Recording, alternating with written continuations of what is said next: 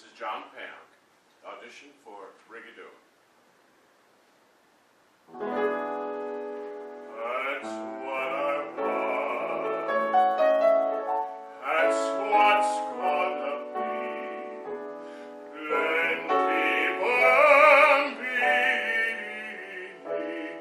Plenty Bambini. Plenty Bambini. Like a step, a step, a step. Alfonso, Fiorello, Vincenzo, Giuseppe. Plenty Bambini round my place, with a face like my wife's pretty face.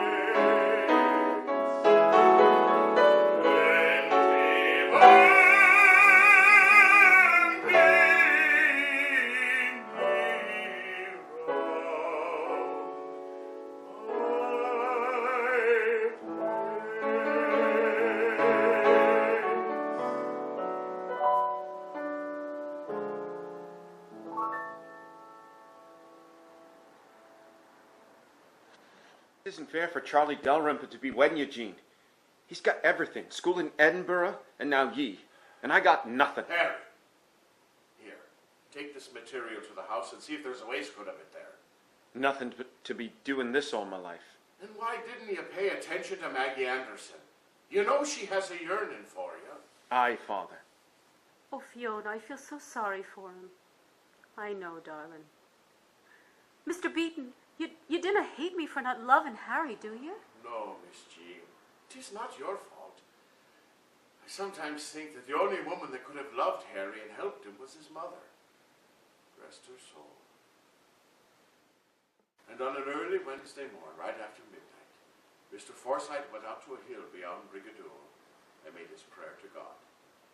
There in the hush of a sleeping world, he asked God that night to make Brigadoon and all the people in it vanish into the Highland mist. Vanish, but not for always. It would all return just as it were for one day every 100 years. The people would go on leading their customary lives, but each morning when they awakened, it would be 100 years later. And when we awoke the next day, it was 100 years later. And what happened to the minister? Oh, we never saw him again.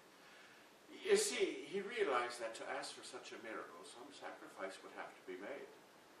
And he wanted to be the one to make it. Now, what would be the greatest sacrifice he could offer? It was to be separated for his time from the ones he loved. So that's why he went out to a hill beyond Brigadoon, where the miracle granted, he would never see Brigadoon again. And all this happened 200 years ago? Aye, lad. Which you see is the only 2 days ago to us. He had intended to ask for the miracle on Tuesday, but Charles Dalrymple was in school in Edinburgh and was not expected back till Tuesday late. Mr. Forsyth, not wanting anything to go wrong with the wedding, postponed praying till Charlie got back. Wasn't that sweet of him? Let me ask you something. Suppose somebody around here gets fed up and wants to leave. Then what? Oh, he cannot leave. You mean I've got to stay here now? No, lad. But according to Mr. Forsyth's contract with God, if anyone of Brigadoon leaves, the enchantment is broken for all. And? That night, when the people go to sleep, Brigadoon will disappear forever. Look, I'm not saying that I believe all this, but just for argument's sake, suppose a stranger like, well, me, came to Brigadoon and wanted to stay. Could he? Aye, lad, he could. Mr. Forsyth provided for that. He didn't miss a trick, did he? No, lad, he didn't. A stranger can stay if he loves someone here. Not just Brigadoon, mind you, but someone in Brigadoon enough to want to give up everything and stay with that one person. Which is how it should be. Because after all, lad, if you love someone deeply, anything is possible.